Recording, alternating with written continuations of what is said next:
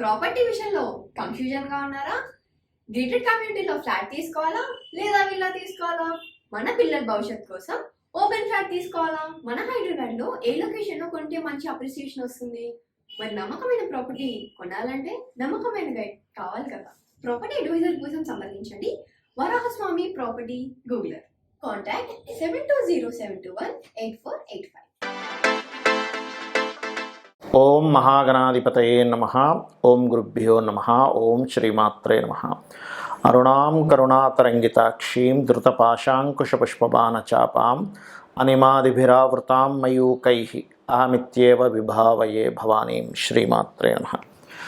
ప్రేక్షకులకి ఆ లలితాంబిక అమ్మవారి యొక్క అనుగ్రహం పరిపూర్ణంగా కలగాలని మనస్ఫూర్తిగా కోరుకుంటూ మనం ఈరోజు చెప్పుకోబోయే టాపిక్ ఏమిటంటే, మనకి దక్షిణాయనం 6 నెలల పాటు ఉంటుంది. ఈ యొక్క దక్షిణాయనంలో మనం ఎలా అయితే మహాలయ పక్షాల్లో పితృదేవతలకి దాన ధర్మాల చేత ఎలా అయితే చేసుకుంటామో, అలాగే ఈ 6 నెలలు కూడా ఆ యొక్క విష్ణుమూర్తి యోగ నిద్రలోకి వెళ్తారంటూ ఉంటారు. యోగ నిద్రలోకి వెళ్ళినప్పుడు దేవతా ఆరాధనలతో పాటు ఈ దక్షిణాయనంలో ఏ లగ్నాల వారు, అంటే మొత్తం మనకు 12 లగ్నాల్లో మీరు దేవతారాధన ఏం చేసుకుంటే బాగుంటుంది, పితృదేవత ఆరాధన ఏం చేసుకుంటే బాగుంటుంది, ఎటువంటి దానాలు ఇచ్చుకుంటే మీకు పూర్వజన్మలో ఉన్నటువంటి కర్మ తొలగి ఎటువంటి ఫలితాలు వస్తాయి, అదేవిధంగా పితృదేవత వ్యవస్థ అనేటువంటిది ఎలా పనిచేస్తుంది అనేటువంటిది వీడియో ఎండింగ్ చెప్తాను. కాబట్టి వీడియోని ఎండింగ్ వరకు చూడండి. అయితే ఈ విషయాలు చెప్తుంది నేనైనప్పటికీ కూడా చెప్పేస్తుంది సాక్షాత్ లలిత అమ్మవారిగా భావిస్తూ ఒక్కొక్క లగ్నం గురించి మనం తెలుసుకుందాం. వృషభ లగ్నము, వృషభ రాశి. వృషభ లగ్నానికి గొప్ప యోగం ఏమిటి అంటే ఓపిక, ప్లానింగ్గా మాట్లాడడం, తెలివిగా మాట్లాడడం ఉంటుంది. Because of 5 and 2nd lord కాబట్టి. అయితే మీరు ఎక్కడ దొరికిపోతారు అంటే, ప్రతి లగ్నము కూడా ఏంటంటే లైఫ్లో ఆ పర్టికులర్ లగ్నంలో ఎందుకు పుడతాడు మనిషి అంటే, పూర్వజన్మ కర్మ అనుభవించడానికి పుడతారు. ఆ పాయింట్ ఎక్కడ ఉంటుంది, దాన్ని మనం ట్రిగర్ చేయగలిగితే పర్ఫెక్ట్గా మనం ఆ కర్మ నుంచి బయటపడతాం. అందులో ముఖ్యంగా దేవత అనుగ్రహం మనకి ఎంత చేసినా రావట్లేదు అంటే, అక్కడ మనం అర్థం చేసుకోవాల్సింది ఏంటంటే, పితృదేవతలకు మనం ఏదో తక్కువ చేస్తున్నాము, చేయట్లేదు సరిగ్గా అని అర్థం చేసుకోవాలి. ఇక్కడ మీకు ఏంటంటే ముఖ్యంగా ఈ యొక్క టీచింగ్, ట్రైనింగ్స్, కన్సల్టెన్సీస్ లేకపోతే ఇట్లాంటి వాటిల్లో మీకు ఎక్కడో అంటే ఆకస్మికంగా ఏదో లాభం వస్తుంది అనే భావంతో ఇది చేశాము, దానివల్ల మేము ఇబ్బంది పడ్డాము అనుకునే కర్మ మిమ్మల్ని వెంటాడుతుంటుంది. ఎప్పుడూ గుర్తుపెట్టుకోండి. లేదా కొంతమంది మాస్టర్స్తోని వాళ్ళ వల్ల కొంత ఇబ్బంది ఇట్లాంటివి వస్తాయి. మరి దీనికి దేవతా ఆరాధన ఏమిటి, పితృదేవత ఆరాధన ఏమిటి అంటే, ముఖ్యంగా మీరు లైఫ్ లాంగ్ చేసుకోవాల్సినటువంటి దేవతా ఆరాధన ఈజ్ బుధగ్రహ సంబంధించిన, అంటే బుధగ్రహం దగ్గర దీపారాధన చేయడము, విష్ణు సహస్రనామాలు. నేను లలిత చదవద్దని కాదు, ఇంకోటిదో చదవద్దని కాదు, మీ జన్మజాతకంలో. అయితే మీ పర్సనల్ చార్ట్లో ఉండే ప్లాంటరీ పొజిషన్స్ని బట్టి మళ్ళీ వేరేది మారుతుంది. బట్ జనరల్గా ఇది విష్ణు అండ్ లలిత కూడా చేసుకోవచ్చు. బికాజ్ ఆఫ్ లగ్నాధిపతి శుక్రుడు అవుతాడు, పంచమాధిపతి బుధుడు అవుతాడు కాబట్టి. మరి దేవతలకి ఎలా అయితే మనం ఆరాధన చేసుకుంటాం, పితృదేవత నిమిత్తమై మనం స్వయం పాకం ఇచ్చేటప్పుడు ఏది ఇస్తే మీకు ఇంకా బాగా కలిసి వస్తుంది అంటే, శనగలు దానంగా ఇవ్వండి. శనగలు మరియు ఎల్లో కలర్ క్లాత్. గురువారం నాడు కనుక ఇస్తే ఇంకా చక్కగా బలంగా పనిచేస్తుంది. అయితే ఇక్కడ మరొక విషయం ఏంటంటే, చాలామంది గృహాల్లో కూడా మన పెద్దల యొక్క పటాలను పెట్టుకోవడం తెలియక ఎక్కడ పెడితే అక్కడ పెడతారు. అలా కాదు, నైరుతి భాగంలో పితృ అనే ఒక పదం ఉంటుంది, పితృపదం, అక్కడ మాత్రమే మీరు పెట్టుకోవాలి. ఎందుకంటే నైరుతి ఈజ్ పితృదేవతలు, ఈశాన్యం ఈజ్ ఈక్వల్గా, అవి రెండు 180 degreesలో ఉంటాయి, పితృదేవత అండ్ దేవత. కాబట్టి నైరుతి భాగంలో పెట్టుకోవాలి. అలాగే ఎక్కువగా మీరు గురువారాలు ఏదైనా సేవలు చేస్తూ ఉండండి. మీ పితృదేవతల కోసం అన్నట్టుగా, వాళ్ళ గురించి వాళ్ళకి సమర్పిస్తున్నట్టుగా చేస్తూ ఉంటే వారి యొక్క అనుగ్రహం ఎక్కువగా కలగడం వల్ల మీరు ఆకస్మికంగా లైఫ్లో జరిగేటువంటి టర్న్స్ ఏవైతే ఉంటాయో, డిస్టర్బెన్సెస్ ఏవైతే ఉంటాయో, వాటన్నిటి నుంచి కూడా మీరు బయటపడడం జరుగుతుంది. చాలామందికి స్వయం పాకము ఎలా ఇవ్వాలి అనేటువంటి చిన్న సందేహం ఉంది. దానికి ఏమీ టెన్షన్ అక్కర్లేదు. సింపుల్గా మీరు ఏదైతే బియ్యం తింటారో, అన్నాన్ని ఏ బియ్యంతో అయితే వండుకుంటారో సేమ్ అదే బియ్యాన్ని దానంగా ఇవ్వండి. ఇంకా మంచిది ఇవ్వండి కావాలంటే. చాలామంది చేసే మిస్టేక్స్ ఏంటంటే ఒక 40 రూపీస్ 50 రూపీస్ బియ్యం తెచ్చుకుంటే దానం ఇచ్చేసరికి 20 రూపాయలు 10 రూపాయలు దొరికేవి రేషన్ షాప్లో దొరికి ఇట్లాంటివి ఇస్తూ ఉంటారు. దానివల్ల ఏమవుతుందంటే ఆ వ్యక్తి తినకపోగా తిట్టుకుంటారు. అరే ఏమిటి ఇలాంటివి ఇచ్చారు, వీళ్ళు ఇలాంటివే తింటారా, మనకి ఇలాంటివి ఇచ్చారంటే. దానివల్ల మీరు ఇచ్చేటువంటి దానానికి ఫలితం రాకపోగా దోషం ఏర్పడుతుంది. కాబట్టి అలా చేయకండి. మీరు అరకిలో అయినా ఇవ్వండి, కిలో అక్కర్లేదు. పోనీ మీ దగ్గర డబ్బులు లేవు, 50 రూపాయల బదులు అరకిలో 25 రూపాయలు అయిపోతుంది. కాబట్టి మీరు అలా చేయకండి. కాకపోతే ఎక్కువ ఇస్తే ఎక్కువ ఫలితం ఉంటుంది.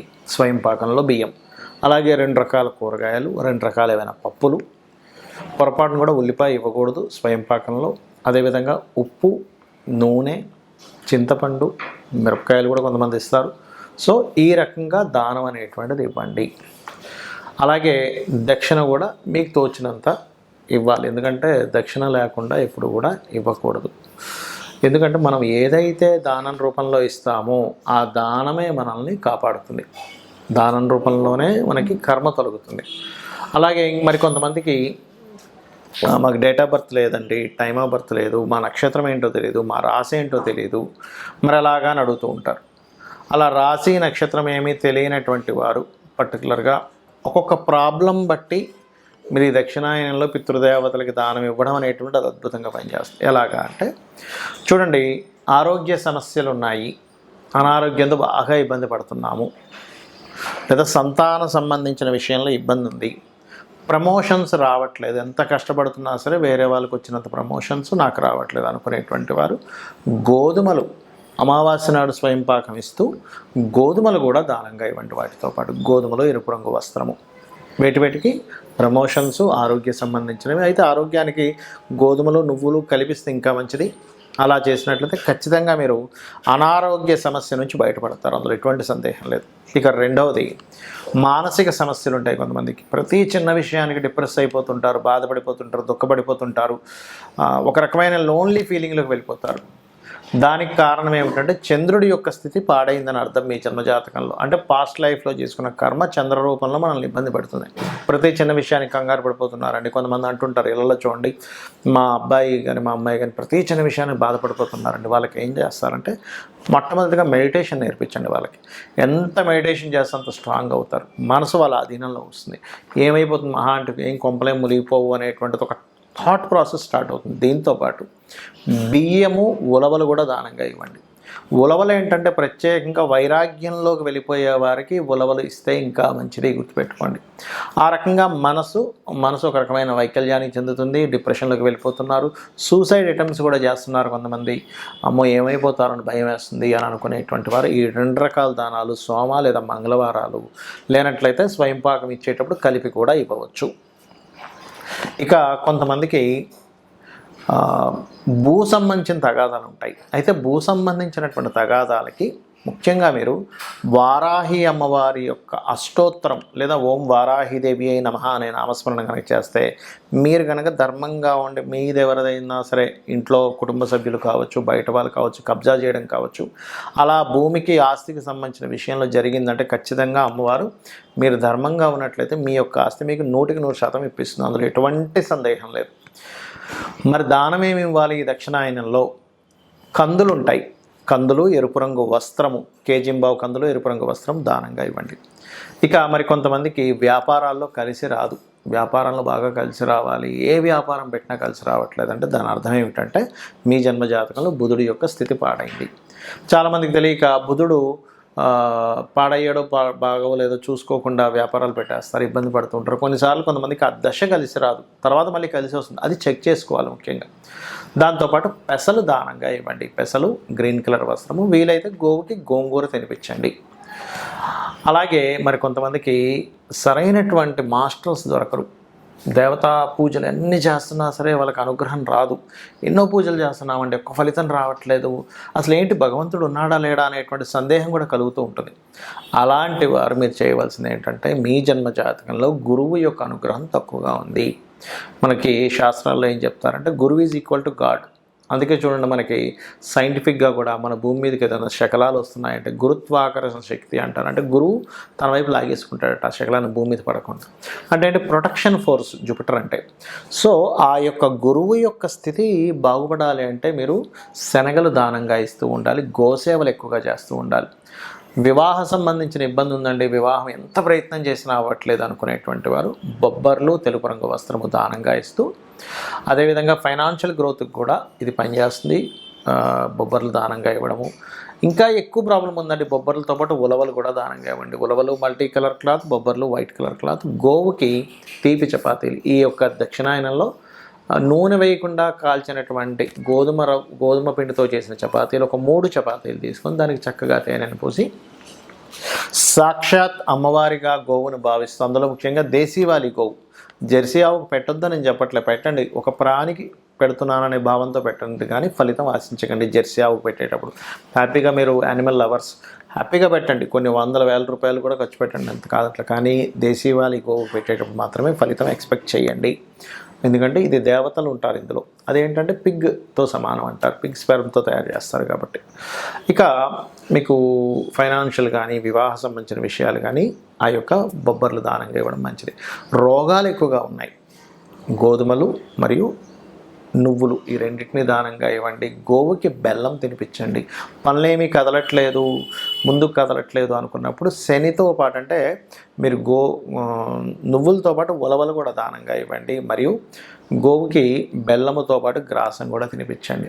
భయాలు ఎక్కువగా ఏర్పడుతున్నాయి, ఎక్కువ ఇమాజినేషన్స్ ఎక్కువైపోతున్నాయి, ఏం జరుగుతుందో అర్థం కావట్లేదు, ఊహల్లో ఎక్కువ బ్రతుకుతున్నాను, రియాలిటీ ఇదని తెలిసినా కూడా నన్ను భయం వెంటాడుతుంది అంటూ ఉంటారు కొంతమంది.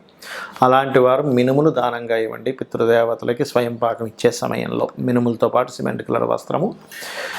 ప్రతిదీ ఆటంకం జరుగుతుందంటే ప్రత్యేకంగా ఉలవలు దానంగా ఇవ్వండి. ఇవి గనక పితృదేవత సంబంధించినటువంటి కార్యక్రమాల్లో మీరు స్వయం పాకంతో పాటు ఇవి ఇస్తూ దేవతా ఆరాధన కనుక చేసినట్లయితే ఖచ్చితంగా మీ యొక్క జీవితం సక్సెస్ఫుల్గా ఉంటుంది, ఉండాలి అని కూడా మనస్ఫూర్తిగా కోరుకుంటూ శ్రీమాత్రే నమః.